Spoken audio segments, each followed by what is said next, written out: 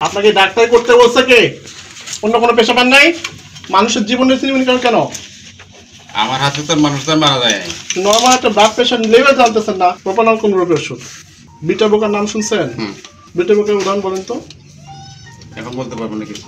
এই ওষুধ লেখার ক্ষমতা আপনার আছে না, আপনি লেখেন কেন? আন্ড্রোগাল আপনি লিখতে পারেন? কারা ডাক্তার লিখতে পারে? যারা এমবিবিএস দেরি তারা। যারা এমবিবিএস অথবা বিডিএস এর নিচে, হ্যাঁ। ঠিক আছে, বা ভেটেরিনারি কাউন্সিলে যে তারা থাকে তারাই কেবল ডাক্তার তৈরি এই করে। রেজিস্ট্রেশনের নাম্বার আপনার কি নিবন্ধন এটা? ওটা ওই সরকারি যেখান থেকে আমরা পড়াশোনা করলাম। কত নাম্বার বলেন, নাম্বারটা বলেন। সরকারি নিবন্ধন কি এটা? নাম্বারটা বলেন। 52,819। আচ্ছা, এই নাম্বারটা কত দেখেন? এই 52 81 19 9। কার এটা? একজন এমবিবিএস ডক্টরের রেজিস্ট্রেশন নাম্বার আপনি জাল করে লিখতেছেন। না, এটা আমি আমাকে বলছে সেটা করতেছি আমি। এটা তো আমরা দেখবো না, আপনার প্রেসক্রিপশনে এটা আছে তো। কদিন আদেশ এসেছে কেন? 6 এটা 7 4 বছর কোর্স। সাথে এটা এক এক মাস মাস লেখা। কদিন লেখা এখানে? কারা দিছে এটা? স্যার এক মাসও না, আরো কম। 15 দিনের ডাক্তার, ঠিক আছে। 15 দিনের না এটা? 12 আর 8 স্যার 20 দিনের স্যার। এটা কি লিখছেন? প্রকোপিন সাংমা, চন্দ্রটাপতি Upendra Sangma. Sangma normal blood pressure কত বলেন তো? 80/120। উপরেরটা কি নিচেরটা কি? সিস্টোলিক ডায়াস্টোলিক সিস্টোলিকের রেঞ্জ কত? কি থাকে? 120 থেকে রেঞ্জ বলছেন হুম। কত? 120 থেকে উপরে যত যায়। আপনাকে ডাক্তারি করতে বলছে কে? অন্য কোনো পেশা পান নাই? মানুষের জীবনের চিনি করেন কেন? আমার হাতে তো মানুষজন মারা যায়। নরমাল একটা ব্লাড প্রেশার লেভেল জানতেছেন না, আপনাকে ব্লাড প্রেশার ওষুধ লিখছেন কেন? আপনাকে লিখতে বলছে ব্লাড প্রেশার ওষুধ। টেনশন মানে দিছে একটু এই যে প্রেশার ওষুধ লিখছেন আপনি, আন্ড্রোগাল কোন গ্রুপের ওষুধ বলেন তো? প্রোপানল কোন গ্রুপের ওষুধ? বিটা বোকার নাম শুনছেন? বিটা বোকার উদাহরণ বলেন তো। এখন বলতে পারবো না কিছু। ক্যালসিয়াম ব্লকের নাম শুনছেন? এখন কিছু বলতে পারবো না স্যার, এর কাজ তো অনেক। বলেন। বলেন কি সেডিল কোন গ্রুপের ওষুধ? কোন জিনিস আমরা অজ্ঞান কাজে ব্যবহার করতে পারি, ঠিক আছে?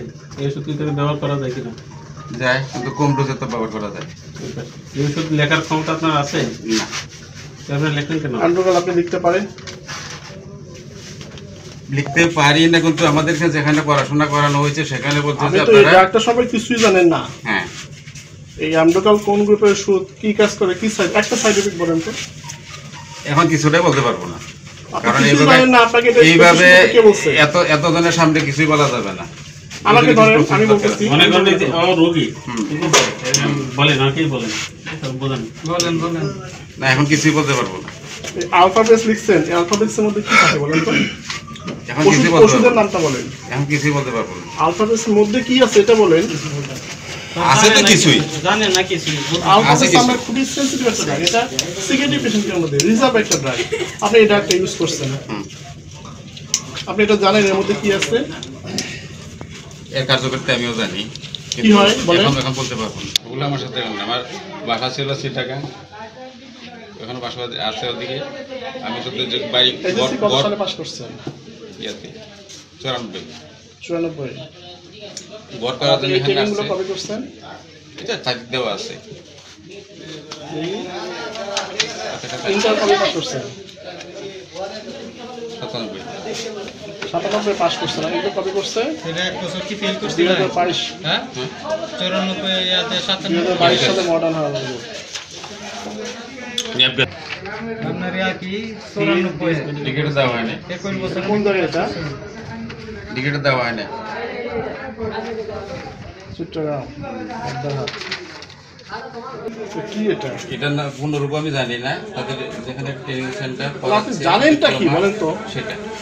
আমাদের কাছে বিগত দিনে বিভিন্ন অভিযোগ আসতেছিল যে ফান্দা বাজারে প্রকবিন সাংমা নামে একজন ব্যক্তি ভুয়া ডাক্তার সেজে চিকিৎসা করতেছে। তার বিরুদ্ধে আমরা অভিযোগ করেছিলাম যে সে এমবিবিএস পদবি ব্যবহার করে এবং সরকারি রেজিস্ট্রেশন ব্যবহার করে এবং বিভিন্ন ডিগ্রি তার প্রেসক্রিপশনে ব্যবহার করে মানুষকে প্রতারিত করতেছে। আমরা এসে সরজমিনে দেখতে পারলাম যে সে একাধারে এলোপ্যাথি, আয়ুর্বেদিক এবং হোমিওপ্যাথি একসঙ্গে চিকিৎসা করতেছে। সে ডাক্তার টাইটেল ইউজ করতেছে, কিন্তু তার কোনো শিক্ষিত ডিগ্রি নেই। সে নিজেকে বিশেষ ডাক্তার দাবি করছে, কিন্তু এই ধরনের কোনো কাগজপত্র সে দেখাতে পারেনি। পাশাপাশি সে যে রেজিস্ট্রেশন নাম্বারটা ব্যবহার করেছিল এটা অন্য একজন এমবিবিএস ডক্টরের, এবং তার ডিগ্রিগুলো যেগুলো সে লিখেছিল তার সপক্ষে কোনো যুক্তি দেখাতে পারেনি। এবং আমরা ক্রস কোশ্চেন যখন করি, মেডিকেল সায়েন্সের বেসিক যে তথ্যগুলো, যেমন উচ্চ রক্তচাপ, মাত্রা কত, তারপরে হচ্ছে ব্লাড সুগারের নর্মাল লেভেল কত, এই বেসিক জিনিসগুলো সে আমাদেরকে বলতে পারে নাই। এবং আমরা এটা নিশ্চিতভাবে প্রমাণিত হয়েছে সে একজন ভুয়া ডাক্তার, এবং এই পদবিগুলো ব্যবহার করে সে মানুষের সঙ্গে প্রতারিত করে আসতেছিল। পূর্ব অভিযোগের ভিত্তিতে আমরা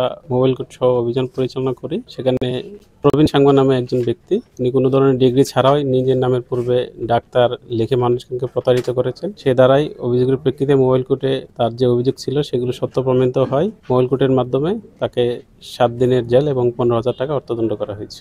তিনি যদি পল্লী চিকিৎসক হয়ে থাকেন তাহলে ওই পল্লী চিকিৎসক বা ওনার হোমিওপ্যাথি কোনো ধরনের যদি কাগজ থাকে সেই কার্যক্রম চালাতে কোনো অসুবিধা নেই।